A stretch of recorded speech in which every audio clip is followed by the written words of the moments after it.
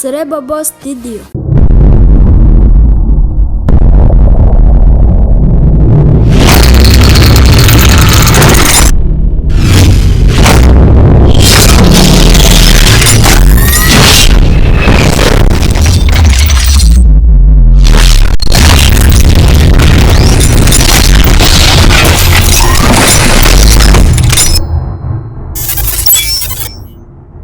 CELEBOBO TV. CELEBOBO TV. Umutwe wawe ukiga nyine nta kintu runaka gishingiwe. Ibyo rero byatumye u Rwanda rugera aho tugeze. Kuba twese turi abanyarwanda bisanga mu gihugu kimwe, igihugu kidafite uko tuntu. Ubu rero turagana heza.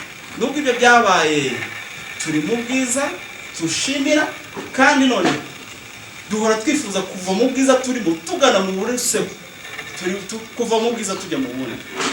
Nuko nguko bimeze, gusa dupfa kutwibagirwa ko bya bintu byadutandukanyije tugomba kwirinda kurangara ngo bizadusubize aho twahoze, ahubwo turwane no guhora dutera imbere.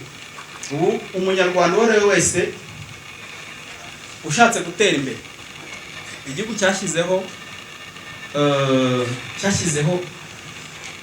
cyaduhaye byose. Icyo usabwa no kwirwanaho ukarwana intambara nziza kugeza ku iterambere, kuko iby'ingenzi by'ibanze byose wowe urabifite, ugomba guhangana nabyo ugakora ukagera aho ngaho. Ikindi dushima cyane nuko twe nk'abanyarwanda uko turushaho gukora, uko burya ubona abantu bari busy, niko twatubazo twose twatekereza ko kwibuka amateka cyangwa gushaka ibigutanya na mugenzi wawe utuburira umwanya. Muri kumva utuntu buriya umuntu wese uzabona ari busy, tuvuga utahugu bingibi ni sawa byaciyemo, kuko ufite umwanya wo gutekereza nabi, kandi bwiye ushobora kuba busy udafite ibyo ukora biteza imbere. Kuba busy no kuvuga ngo ndimo ndarwana no kurushaho gutera imbere. Mu Rwanda turi igihugu turi muri dukataje nyine, yego turi busy, turi gushakisha ubuzima, kuko noneho icyizere cy'ubuzima bwiza kirahari. Ni nacyo kintu cy'ingenzi. Igihugu kiratekanye, aho buri wese afite icyizere cy'ubuzima, avuga ati noneho ndabona bijya. Mwabimenya wenda mukorera muri ibihugu bitandukanye, bino bihugu cyane cyane nk'iki duturanye cy'Iburengerazuba, usanga ahenshi mu bacuruzi bahari ntabika amafaranga iwabo, ayabika mu Rwanda. Ntashobora kubika amafaranga iwabo kuko azi ko iwabo esperance de vie umunsi umwe ushobora kuba ariho ejo atariho, ariko azi neza ko mu Rwanda uko byagenda kose apfa kuba hashyize ikintu kirahari paka. Ubwo rero ndumva ibyo twashima ni byinshi, twavuye habi tugeza heza, kandi rwose reka dukomeze twubake igihugu, gusa twirinda kwibagirwa kugira ngo tuzaza subira ibyo twavuye. Ndumva rero nasoreza aha ngaha, nkasubiza ijambo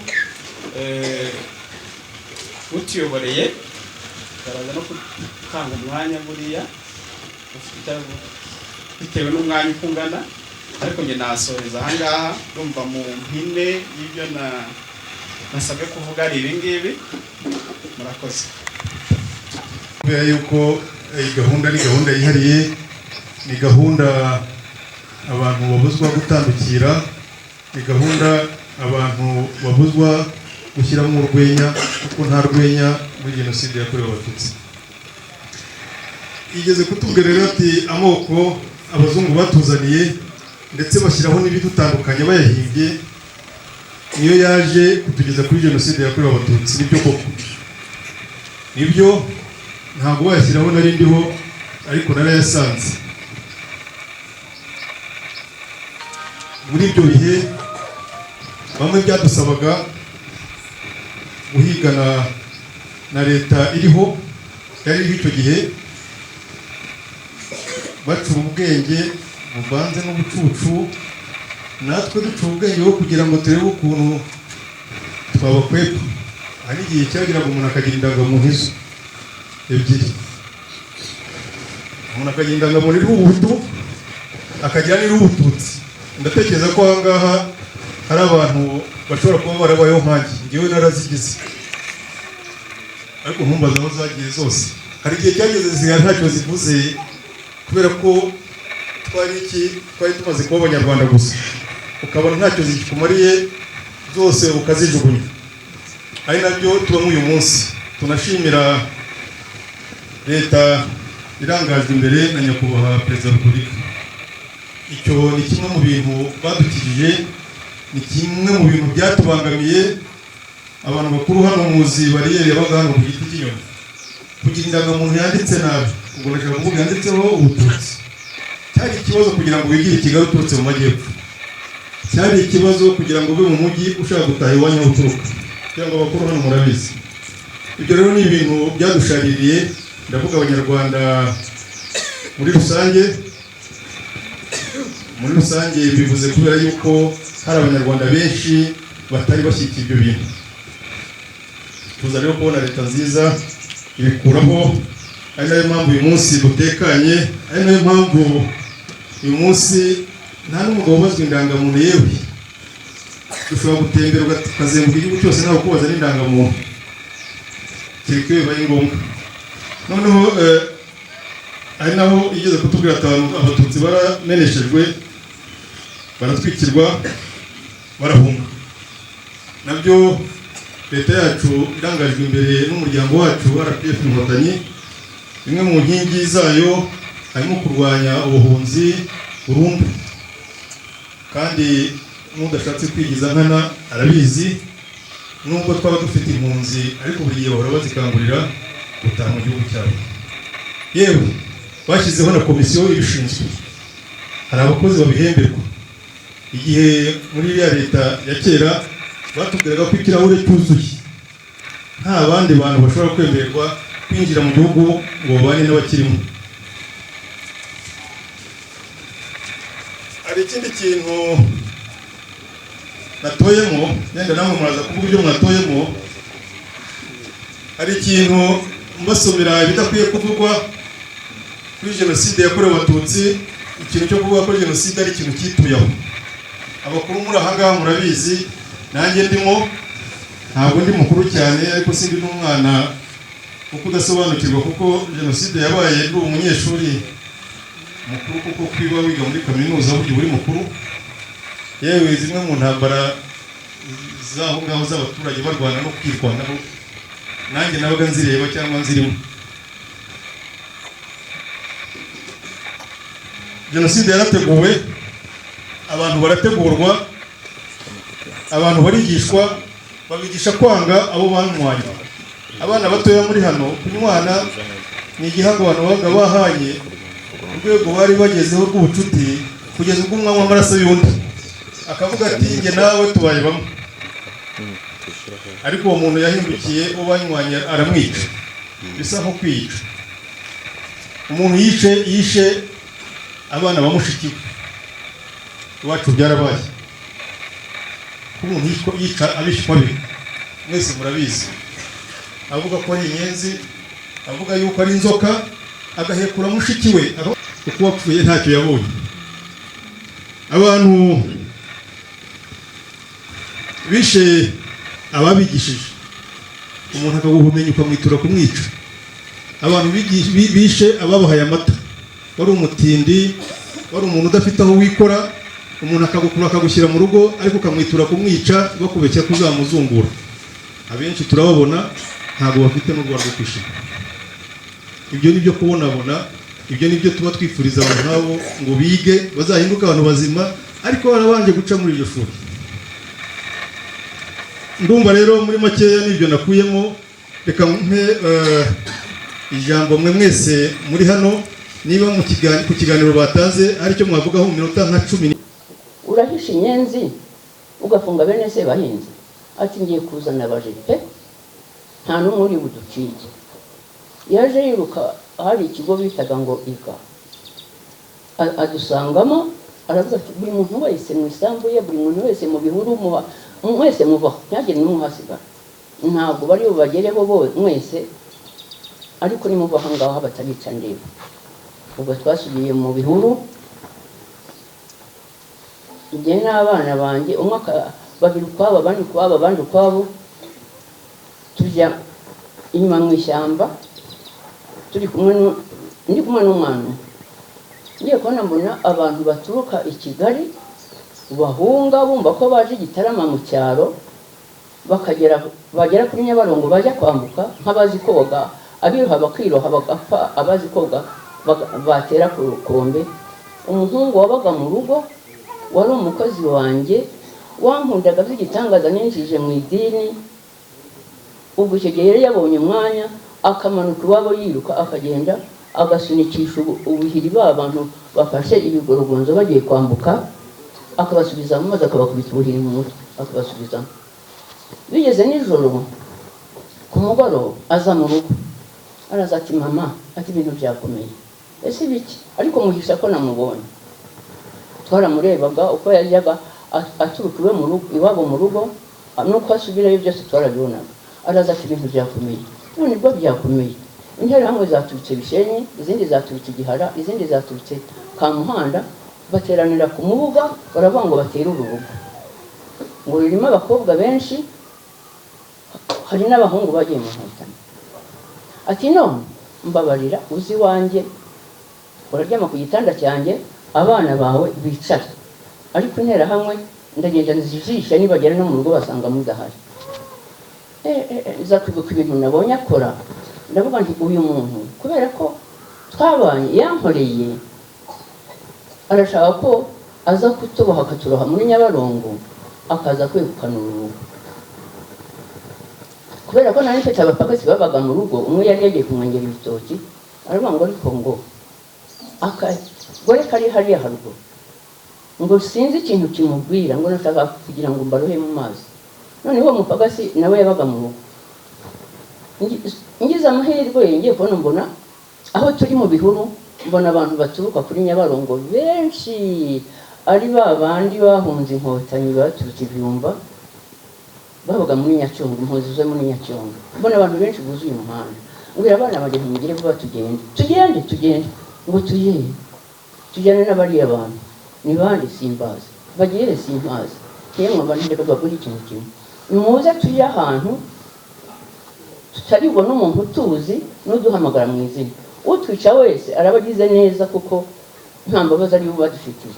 Ariko abantu bose bakuyenze nagiriye neza kuba naza mpamagara ambwira uko ashaka yarangeze akanyicira abana ndeba nanjye akanyica ntabwo mbishaka. Tugende nagize imana mbona babapagasi twari kumwe b'abanyaruhengeri barangura mama ntabwo dusiba bahambira imitwaro barikorera ubwo bikorera ibishyimbo imyumbati ibintu byose natwe dufata matera tuzihambira buhoro tugafata izishaje cyangwa izindi imyenda tukayikuramo tuzihambira buhoro turazikorera zigera ku ntugu.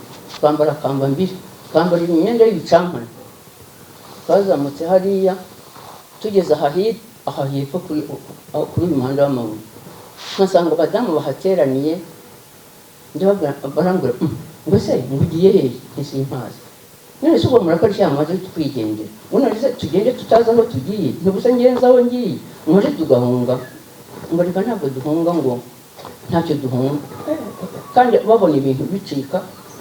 Ubwo narakomeje ndagenda njya ku mukecuru ari hariya wari ufite nyina w'umufurere ndamubwira Yosefa waje tukagenda ngo yango ntabwo nsigaho jene. Ubwo yarebaga inka z'ingwe yarebaga ibintu yarebaga ibindi biramufata ntiyagira ubwo bwoba. Turagenda twiroha muri babana twaragiye tuzaha ku Kamonyi. Tugeze ku Kamonyi twinjira mu mashuri ya primaire. Bantu twajyanye nabo tubona barambuye shitingi twari tutarabona shitingi. Noneho baturebye basanga badashobora kurarana natwe mu mashuri barasohotse baje kurara hanze. Ukamenya tuhamaze icyumweru. Ubwo muri icyo cyumweru Emerenide na Sederi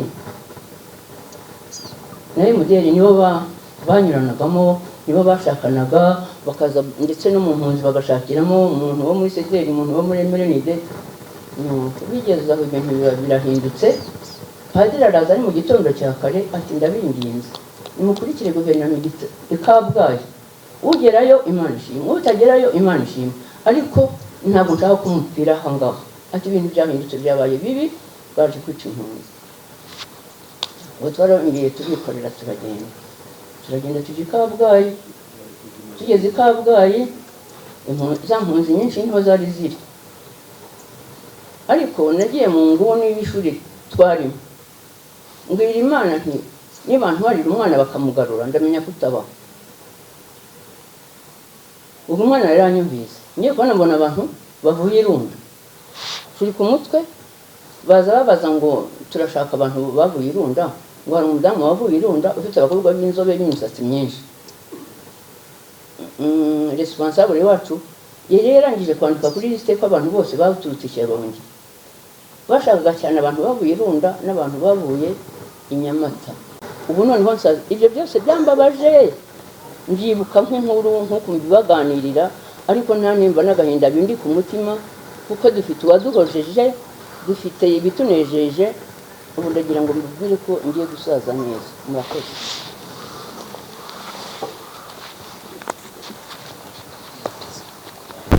Ubuyobozi bw'igihugu bwifuza nuko abo bana bakomeza kubyumva nk'amateka, bo ntibazabibone. Icyo nicyo ubuyobozi bw'igihugu bwifuza, n'isi yose yifuza, nuko babisoma nk'amateka ntibazabibone.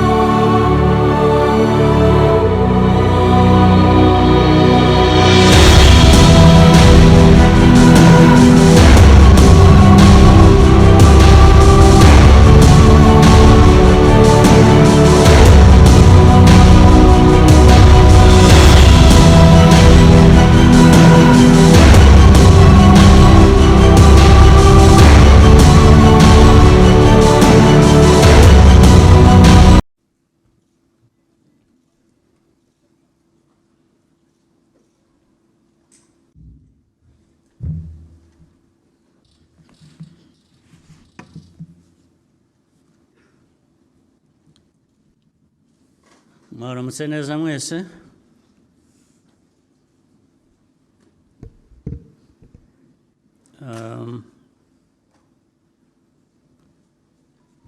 Leaders of our nation's highest institutions,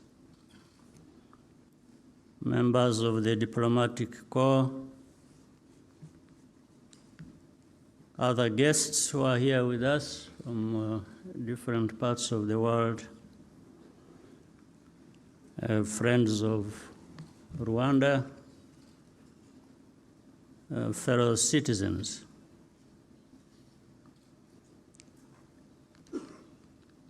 Allow me to make my remarks in a foreign language. I know there will be translation back into our own.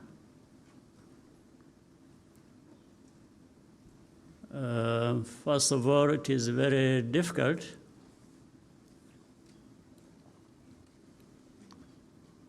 to find what to say after the testimony we had from Eric,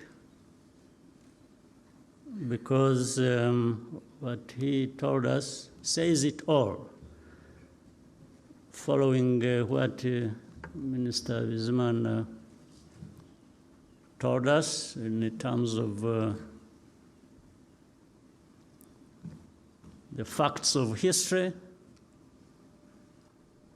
and what Eric told us, his personal experiences in all that, makes it hard. But let me say, from the facts presented to us by Bizimana and from the personal testimony by Eric, the truth of the matter is what has always been said. You can run, but can't hide. There's no hiding place for you from these very facts of our history. So even those who have their time to say whatever they want to say, they will say it. Maybe they will do many things based on that as well. But the fact is, they cannot find a place to hide.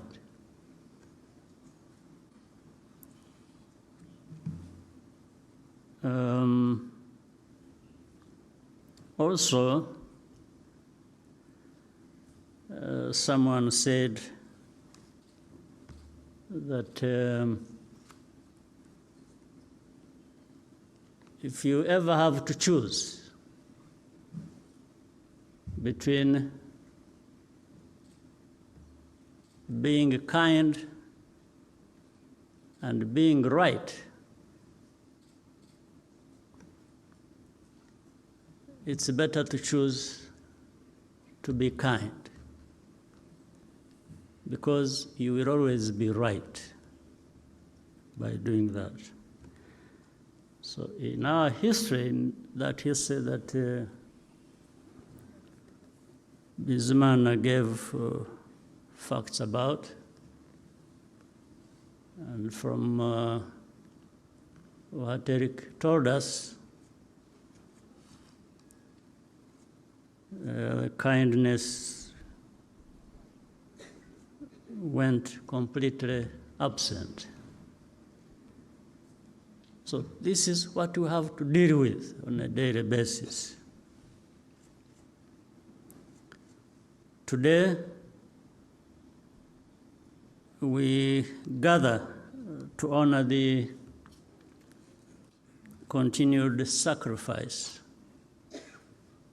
of survivors and remember all those we lost during the genocide against the Tutsi, which really means people are just being targeted and killed for who they were. And nobody here or anywhere in this world chooses what to be in that sense. Nobody chose to be what tribe, race, ethnic group. There are many things we choose to be. You can choose your religion, you can choose your, but you don't choose to be the person to be targeted.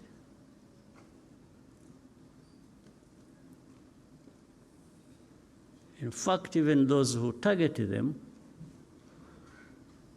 have not chosen to belong to that ethnic group or things like that. So it's very clear that the wounds are still deep. But Rwandans, I thank all of you for refusing to be defined by this tragic history. And people have managed to turn the page and move forward from grieving, from crying, and people have decided to live on. And even people have been ready, have been willing to do the most difficult thing, one or the other. They have decided to forgive. Well, but we can't forget. Imagine a person like Eric, with what he went through,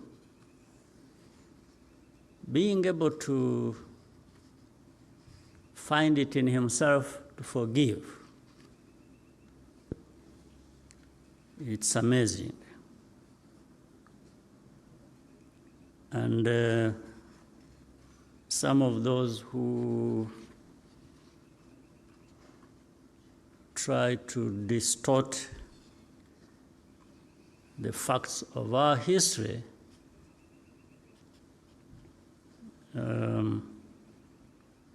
it's just because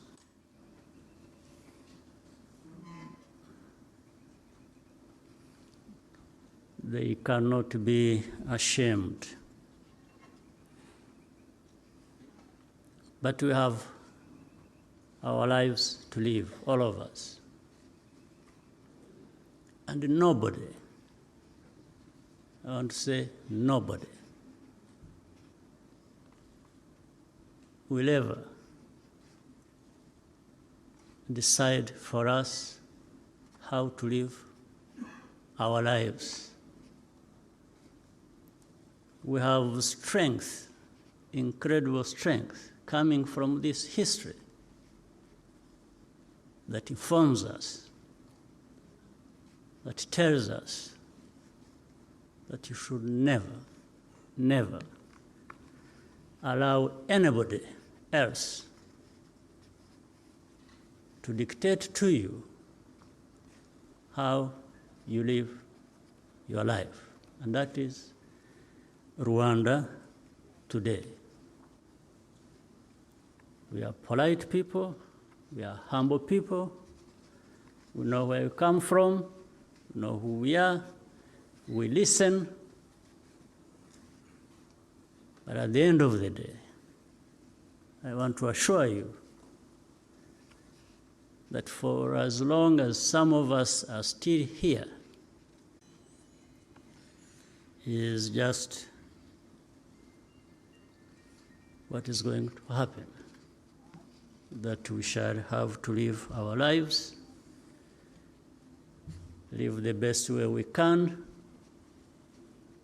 just like other people elsewhere in the world, and they have no right, and we will not even accept that dictating to us how we live our lives can happen.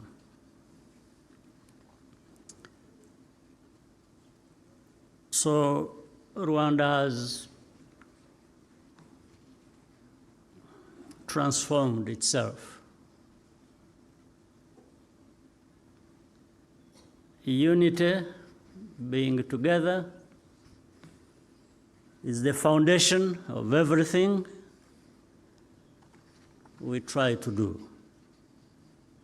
From the beginning, we understood the need to cultivate and preserve a spirit of oneness to give us hope for a better future.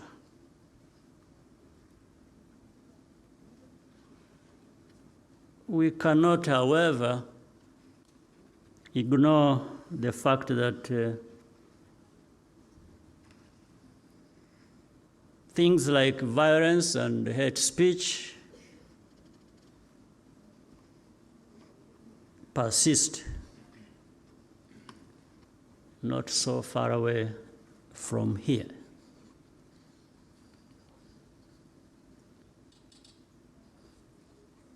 Much as it does so, you can also see the same indifference today as we saw in 1994.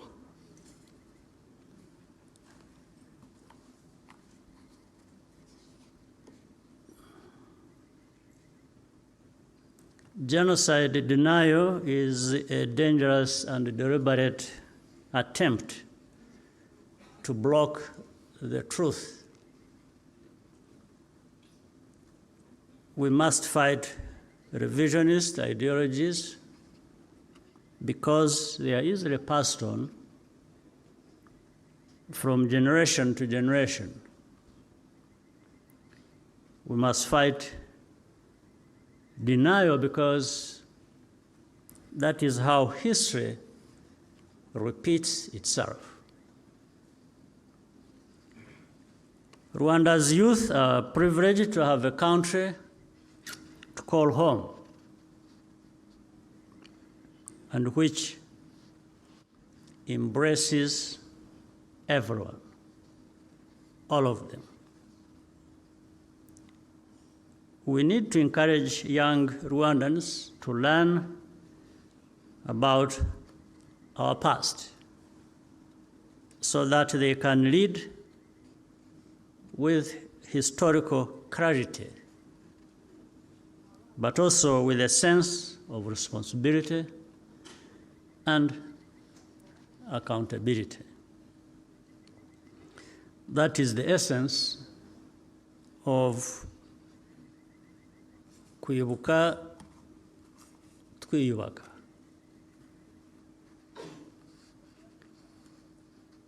Rwandans will not accept any attempt to divide us. We had enough of it, more than enough. That will not succeed again, here, ever. This underscores the need to find solutions within ourselves, no matter how unconventional that may be, and remain in charge of our destiny. Do you remember? At the time of need, when we needed every help we could get,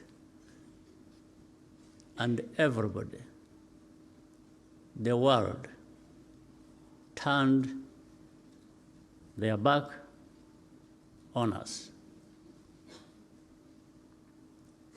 That's part of the historical facts that Bizimana told us. The world turned its back on us. So that is simple. The message is, you are on your own. So we should learn to be on our own. And I think we have learned enough.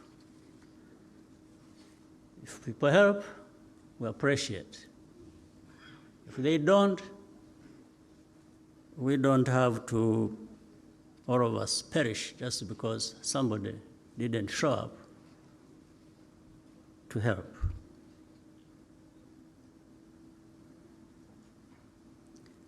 Therefore, the most important lesson our country has learned is to transform challenges into opportunities. And also use so little to do a lot. There is nothing Rwandans cannot overcome through unity, hard work, and perseverance. We will forever, though, be very grateful to those friends and partners who stood by our side, and some continue to do so in the search for justice, as well as in development. We also thank the friends who continue to accompany us on the journey to durable peace and prosperity. Above all, and as always, I thank my fellow Rwandans for the courage they have shown in overcoming impossible odds and working together to build a new and a better nation for all of us. I thank you very much.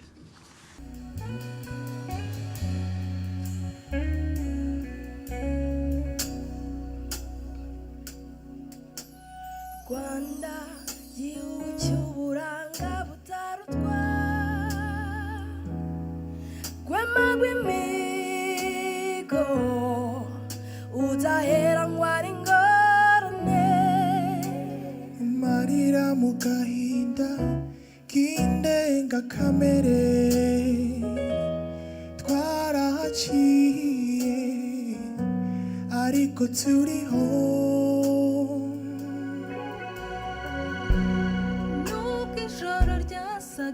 Ritazajya twanze guheranwa n'agahinda, turibuka ariko twiyubaka. Abo wavukijwe Rwanda ntibazagaruka, ariko batuye imitima tugutuye. Turabunamira twiyubaka kandi tujya imbere. Do we need over 1 million eyes to see that genocide is the shame to the human race? We lose from the pain, from the tears, from the ashes.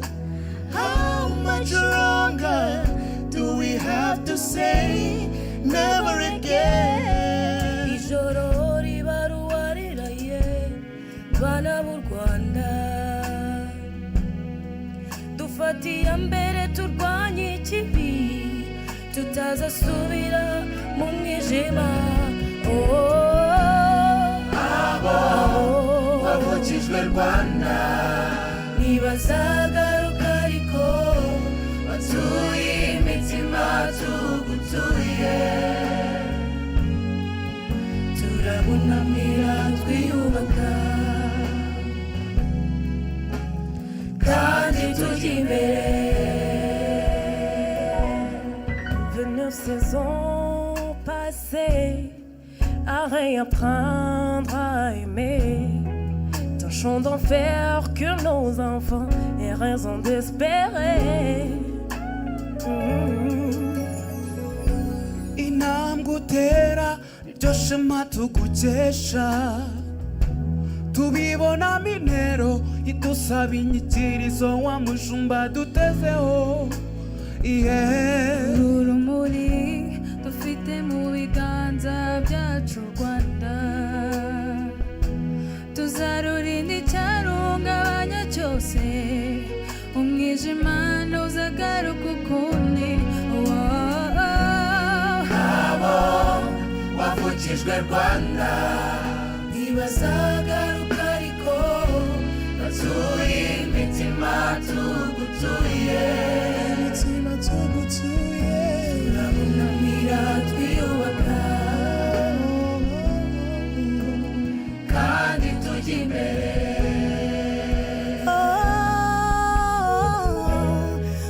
abo bana bahoze bigunze